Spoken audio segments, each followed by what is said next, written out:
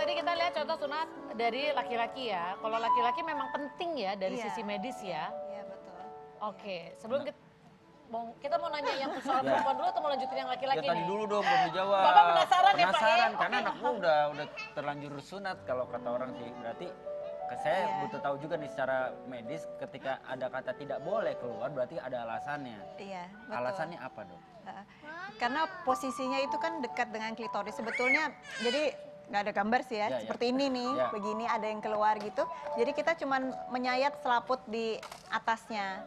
Oke, selaput di atasnya, kemudian It's okay, main yang lain. Ini nggak ada bagian nggak ada luarnya, gambarnya juga. Ini ini beda bagian gambarnya. dalamnya. Ya, jadi sebetulnya tergantung para medis yang bisa melakukannya. Jadi kalau melakukannya benar tidak ada apa-apa. Itu sebetulnya hanya untuk supaya kotoran tidak menumpuk di situ. Tapi biasanya tidak ada hubungannya dengan saluran kemih. Tapi kalau misalnya saat melakukannya lebih banyak risikonya daripada keuntungannya, salah satunya ya kalau misalnya klitorisnya terkena, kemungkinan nanti anak itu besarnya libidonya bisa nggak ada. sama sekali tidak ada libido Ya. yang akan nanti kalau dia menikah pun akan jadi mengganggu hubungan suami istri. Iya. Oke, itu salah satu resikonya. Nah, ini ada gambar apa ya Cipan? Ini gambar organ reproduksi wanita dan pria, Bapak. Kayaknya mendingan mungkin bisa dijelasin kalau misalnya kalau laki-laki disunat itu memang ada hubungannya langsung sama saluran kemihnya. Iya betul. Jadi di ujung glans penisnya itu kan ada tempat air kemih keluar. Nah itu harus selalu terbuka. Kalau misalnya tertutup seperti anak yang belum disirkumsisi, kotoran akan menumpuk di situ. Kotoran itu misalnya air kecil yang sudah lama dan tidak dibersihkan, lama-lama kan bisa jadi kristal. Nah, menutup di situ. Kalau misalnya tertutup, jadi buang air kecilnya tidak lampias, bisa naik lagi ke atas. Selain kotoran yang dari luar masuk lagi. Berarti memang benar kata Tata tadi ya, bersihnya memang Harus kalau dibuka. ngomongin cewek sama cowok Iya. berarti memang harus lebih concern cowok sebenarnya malah ya. Iya, tapi karena saluran kemih perempuan lebih pendek, jadi perempuan lebih sering terkena infeksi saluran kemih. Iya.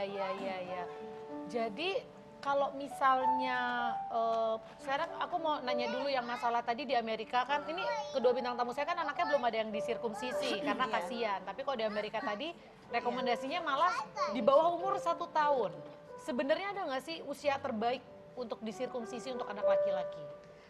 Sebetulnya tergantung anatomi dari penisnya sendiri.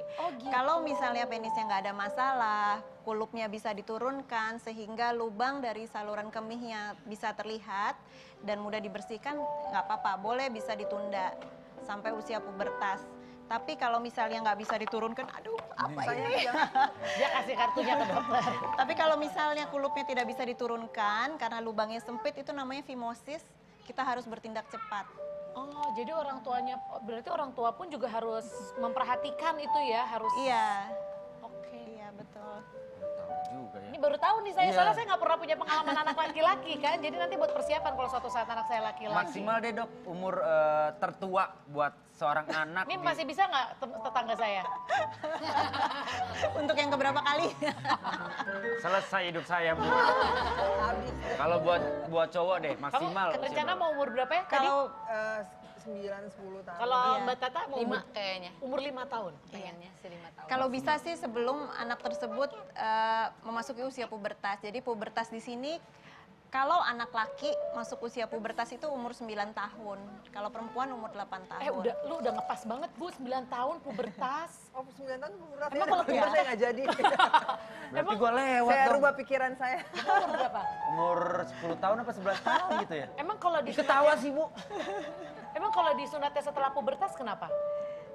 Sebetulnya sih nggak apa-apa, tetapi lebih baik. Oh, lebih baik. Lebih baik ya. di bawah usia pubertas gitu. Jadi mungkin Oke. kelas 5 SD terakhir lah gitu. Kelas 5 SD itu terakhir. Iya. Sekarang gini, kita ngomongin dari saluran kesehatan saluran kemih, biasanya yang sering kali terjadi adalah infeksi saluran kemih. Tadi di sini belum pernah ada yang kena. Ibu-ibu di sini juga anak-anaknya aman. Iya. Atas. Iya sayang. Ini mereka menangis bukan karena kena sakit ya. Ya. Oke, masih banyak yang lain mainannya. Sharing. Iya sayang, nggak apa-apa. Bagi gantian, bagi Tayang, main berdua, tayang. main berdua. Oh. Pinjemin latarnya. Nah ini mungkin salah satu dampak dari infeksi saluran kemih ya. Enggak. Ini dampak rebutan kartu, Oh, Pak. sorry. Rebutan kartu, nggak ada hubungannya. Kalau misalkan kita ngomongin infeksi saluran kemih nih ya dok ya. Ini di sini semua nanya katanya anaknya nggak pernah kena. Nah pertanyaan saya sebenarnya apa jangan-jangan anaknya kena ibunya nggak tahu atau memang infeksi saluran kemih itu tidak gampang terjadi sampai memang jarang yang kena.